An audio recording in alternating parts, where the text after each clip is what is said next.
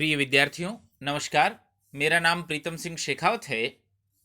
आप मुझे YouTube channel Hindi with Pritam Singh Shekhawat पर देख रहे हैं। आज हम जिस भक्त कवियत्री की बात कर रहे हैं उनका नाम अक्क महादेवी है। ये जो पाठ्यपुस्तक हम पढ़ रहे हैं वरिष्ठ अध्यापक और स्कूल व्याख्याता भर्ती परीक्षा के लिए अत्यंत उपयोगी है। कक्षा 11 की पाठ्यपुस्तक आरोह, उसके काव्यखंड का एक पाठ अक्क महादेवी, जिसकी लेखिका हैं, कवियत्री हैं, वो हम पढ़ रहे हैं।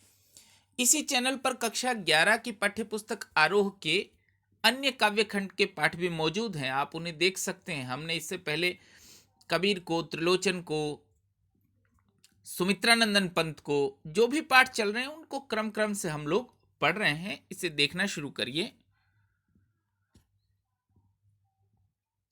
अक्क महादेवी का जो वचन सौरभ है, हिंदी में उनके वचनों का जो अनुवाद हुआ है उसका शीर्षक है वचन सौरभ। तो वचन सौरभ से ये पंक्ति है, शिला पर चली शिला हुई चूर, भक्त कवियत्री हैं।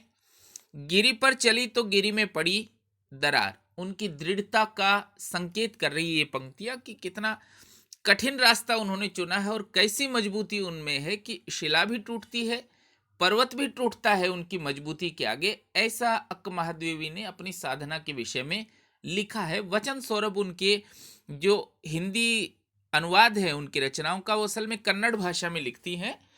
हिंदी अनुवाद जो उनकी रचनाओं का है वो वचन सौरभ शीर्षक से है। ऐसा प्रश्न पीएससी पूछ सकती है आपको। तो देखिए, अक्क महादेवी, उनका जन्म 12वीं शताब्दी में हुआ। देखिए, थोड़ा पुराना समय है, 12वीं शताब्दी, तो ठीक ठाक वर्ष इत्यादि पता लगाना विद्वानों के मध्य मतभेद होते। पीएससी जब सवाल पूछती है तो शताब्दियों में सवाल पूछेगी। अक्क महादेवी का जन्म किस शताब्दी में हुआ या वो किस शताब्दी में वर्तमान है। कर्नाटक के उडुतरी गांव में, जिला शिवमोगा, कर्नाटक में, वहां उनका जन्म हुआ। हिंदी में वचन सौरभ के नाम से उनकी रचना प्रकाशित है। अंग्रेजी में speaking of Shiva. Speaking of Shiva, इससे आप ये अनुमान लगा सकते हैं कि वो शैव, शिव के जो भक्त हैं उन्हें शैव कहा जाता है। तो शैव भक्त कवियत्री हैं अक्क महादेवी, कन्नड़ भाषा की। उनका जो अंग्रेजी में उनके वचनों का कन्नड़ से अनुवाद हुआ है स्पीकिंग ऑफ शिवा, और इसके संपादक भी पूछे जा सकते हैं। पाठ्यपुस्तक में लिखे हैं A.K. रामानुजन, उन्होंने अंग्रेजी में इसका अनुवाद किया है स्पीकिंग ऑफ शिवा। यही अनुवाद हिंदी में वचन सौरभ के नाम से प्रकाशित हुआ है। उनके जीवन चरित्र को देखना शुरू करते हैं। इतिहास में वीर शैव आंदोलन से जुड़े कवियों, रचनाकारों की एक लंबी सूची है। तो अक्क महादेवी जिस आंदोलन से जुड़ी है, वीर शैव आंदोलन है। ऐसा सीधा प्रश्न हमको पूछा जा सकता है कि अक्क महादेवी किस भक्ति आंदोलन से जुड़ी है, वीर शैव आंदोलन से जुड़ी है। अक्क महादेवी इस आंदोलन से जुड़ी एक महत्वपूर्ण कवियत्री है। साथ साथ विद्यार्थियों, आप ये भी देखते चलिए शब्दों की शुद्धता, क्योंकि व्याकरण भी आपके पाठ्यक्रम का अनिवार्य हिस्सा है। हालांकि वरिष्ठ अध्यापक, जब आज हम बात कर रहे हैं तो आज ही शाम को आरपीएससी ने वरिष्ठ अध्यापक की भर्ती प्रकाशित की है।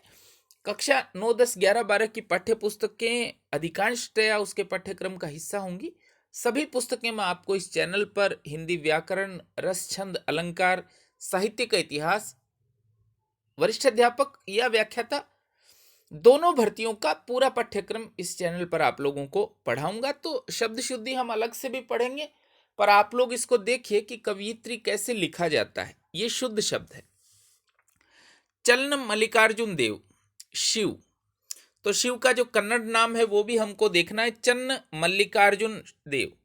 इनके आराध्य थे, तो शिव भक्त कवियत्री हैं वो। वसवन्ना और अल्लामा प्रभु, अगर आप करण जीके की थोड़ी भी जानकारी रखते हैं तो वसवन्ना और अल्लामा प्रभु समकालीन कन्नड़ संत कवि थे।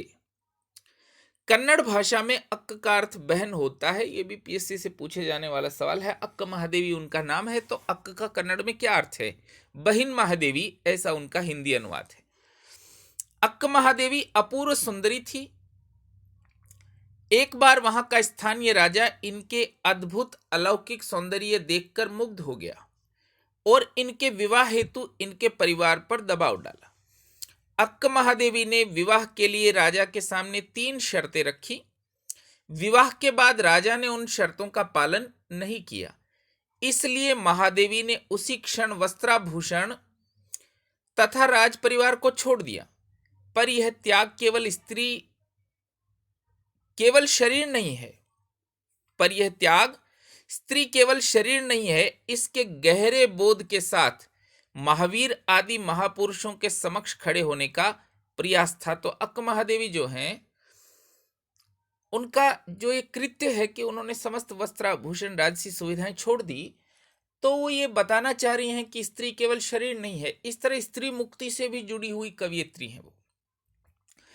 इस दृष्टि से देखें तो मीरा की पंक्ति तन की आस कबहु नहीं कीन्ही, मीरा की जो पंक्ति है, ज्यों रणमाही सूरा, जैसे युद्ध में वीर शरीर की परवाह नहीं करते, वैसे ही भक्त भी अपने शरीर की परवाह नहीं करते।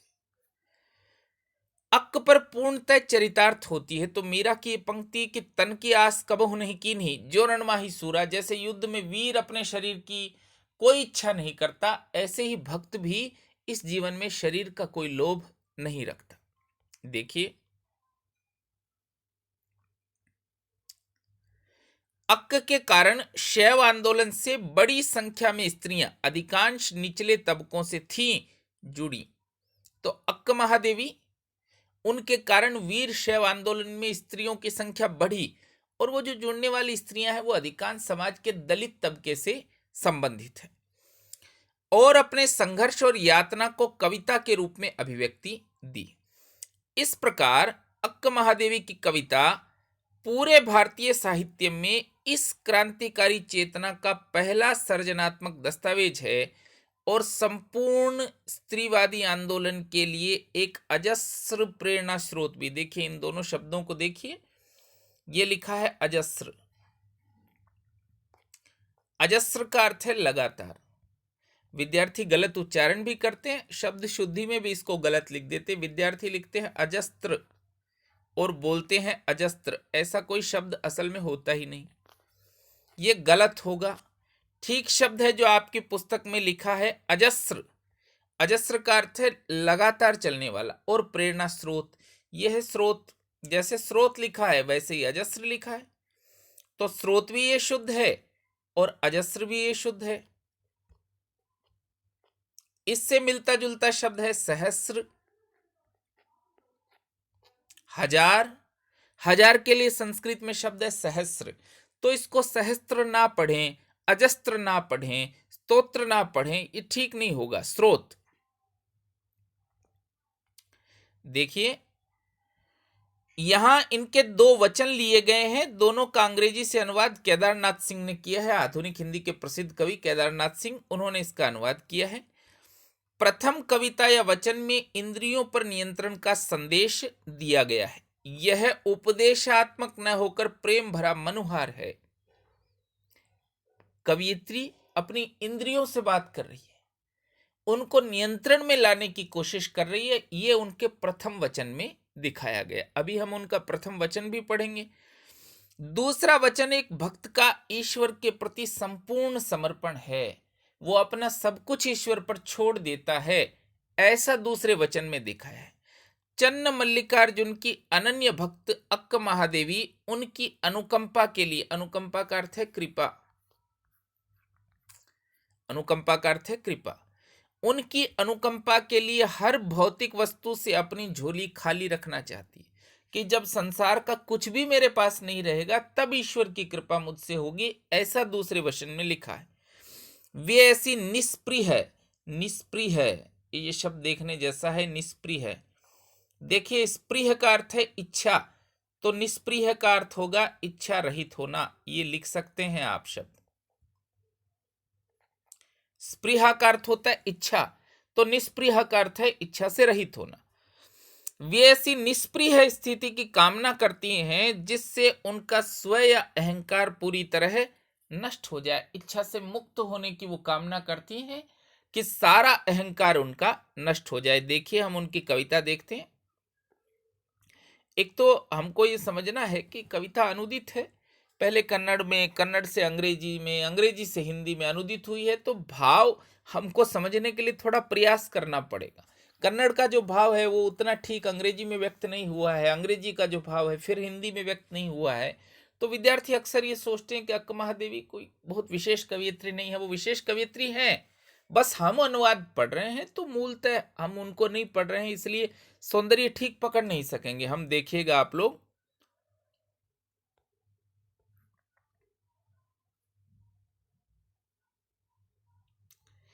हे भूख मत तड़फ।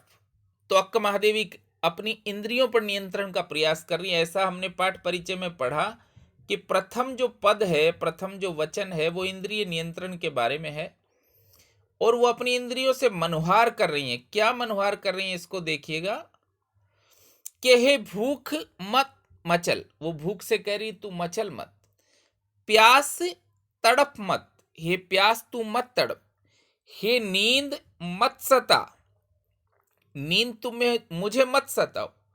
क्रोध मचा मत उथल पुथल, हे क्रोध जरा भी उथल पुथल मत मचाओ। तो इंद्रियां या जो मन की प्रवृत्तियां हैं उनसे वो बात कर रही। हे मोह पाश अपने ढील, पाश का अर्थ लिख लीजिएगा फंदा, अपने फंदे को ढीला कर। लोभ मत ललचा, हे लोभ मुझे मत ललचा। हे मद, मद का अर्थ है अहंकार, ये भी आप लिख लीजिए अहंकार। हे मद मत कर मदहोश, तुम मुझे अपने नशे में मत डुबा। ईर्ष्या जला मत, हे ईर्ष्या मुझे जला मत। ओ चराचर, चराचर का अर्थ है सजीव और निर्जीव दोनों। चर यानी सजीव और अचर यानी निर्जीव, तो सजीव और निर्जीव दोनों लिख लीजिए आप ये अर्थ। ओ चराचर मत चूक अवसर, सजीवों और निर्जीवों सभी अवसर मत चूको।